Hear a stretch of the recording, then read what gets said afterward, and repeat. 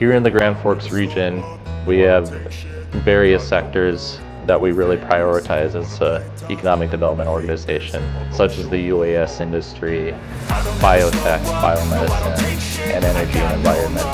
We started Bifrost in summer of 2023. We got in a few budget printers from Chinese machines and like form labs with SLS and SLA technologies. And then quickly realized that we needed more. With the Stratasys H350, we are now able to produce parts that are more in line with projection molding and older technologies for machining plastics.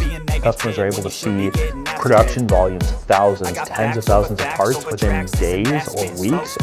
We were able to produce an order for our customers of 600 pieces in less than 48 hours. That would have taken 8 to 10 days than other additive technologies we have.